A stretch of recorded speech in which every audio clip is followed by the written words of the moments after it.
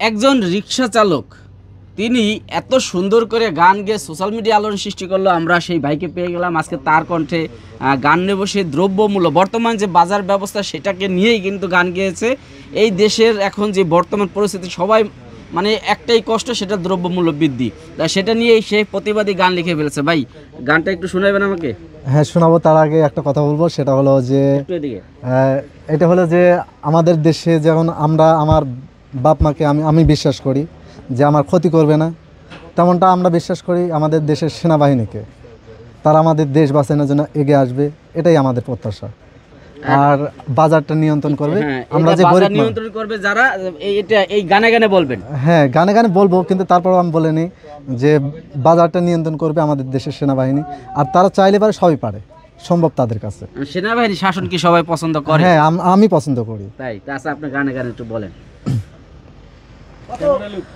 ও আমরা গরিব মানুষ ভাই, দিন আনি দিন খাই। ও আমরা গরিব মানুষ ভাই, দিন আনি দিন খাই। আর দ্রব্য মূল্যের ঊর্ধ্বগতি বাঁচাই বড় দায়। আমরা গরিব মানুষ ভাই, দিন আনি দিন খাই। আমরা গরিব মানুষ ভাই, দিন আনি দিন খাই। আর ডিমের হালি 64 আর কাঁচা 480, পেঁয়াজের কেজি 130, কিভাবে যে বাঁচি। ডিমের হালি 64 আর কাঁচা 480, পেঁয়াজের কেজি 130, কিভাবে যে বাঁচি। আমরা গরিব মানুষ ভাই, দিন আনি দিন খাই। আমরা গরিব মানুষ ভাই, দিন আনি দিন খাই।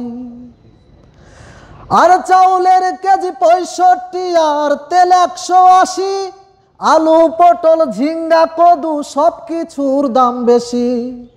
আর চাউলের কেজি 65 আর তেল 180, আলু পটল ঝিঙ্গা কদু সব কিছুর দাম বেশি। আমরা গরিব মানুষ ভাই, দিন আনি দিন খাই। আমরা গরিব মানুষ ভাই, দিন আনি দিন খাই। আর দ্রব্য মূল্যের ঊর্ধ্বগতি বাঁচাই বড় দায়। আমরা গরিব মানুষ ভাই, দিন আনি দিন খাই। আমরা গরিব মানুষ ভাই, দিন আনি দিন খাই। আর বাজার নিয়ন্ত্রণে নামান সেনাবাহিনী, নইলে আর গরিব থাকবে না, থাকবে রে ধনী। ওই 10 তলা 20 তলা মানুষগুলি কিন্তু থাকবে। গরিব কি এরা মরে যাবে, গরিব বড় হবে না, এরা মরে যাবে। আচ্ছা। আর বাজার নিয়ন্ত্রণে নামান সেনাবাহিনী, নইলে আর গরিব থাকবে না, থাকবে রে ধনী।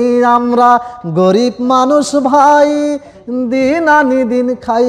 আমরা গরিব মানুষ ভাই, দিন আনি দিন খাই। আর দ্রব্য মূল্যের ঊর্ধ্বগতি বাঁচাই বড় দায়। আমরা গরিব মানুষ ভাই, দিন আনি দিন খাই। ভাই, গরিবদের জন্য গানটা যে লিখছেন দ্রব্যমূল্য নিয়ে, হ্যাঁ, গরিবদের আর কি কি গান লিখছেন? এই পর্যন্ত কয়টা গান লিখছেন? আমি গরিবদের নিয়ে একটা গানই লিখছি। আচ্ছা, আপনার গানের মধ্যে কিছু কথা পাইলাম, যে কথা মানে অল্প কিছু, মানে কাঁচা সবজির মধ্যে গোস মাছ রয়েছে, এগুলা দিয়ে লেখা বলবেন না? আসলে ওগুলো ধরাছড়া, অনেক বড় লোকরা খাইতে পারতেছে না, কারণ দাম বাইরে না, ওগুলো আমাদের ধরাছড়া বাইরে আছে। কি বলেন? হ্যাঁ, গরিবের ধরাছড়া। মানে এটা শুধু গরিবদের জন্য। গরিবরা যেহেতু শাকসবজি খায়া বাঁচবো, যেমন জাতীয় খাবার, জাতীয় সবজি হলো আলু। আলুর কেজি 80-85 এরকম। তাহলে এখন যদি সে আলুটাই আমরা খাইতে পারি না, সেখানে গোস মাছের কথা কেমনে বলি নাকি? দেখলাম যে কতদিন আগে একদিন আলু কিনতে গেছি, নতুন আলু দিয়ে পছন্দ, 120 টাকা কেজি। হাফ কেজি আলু কিনলাম। আমার যেরকম সামর্থ্য তেমন।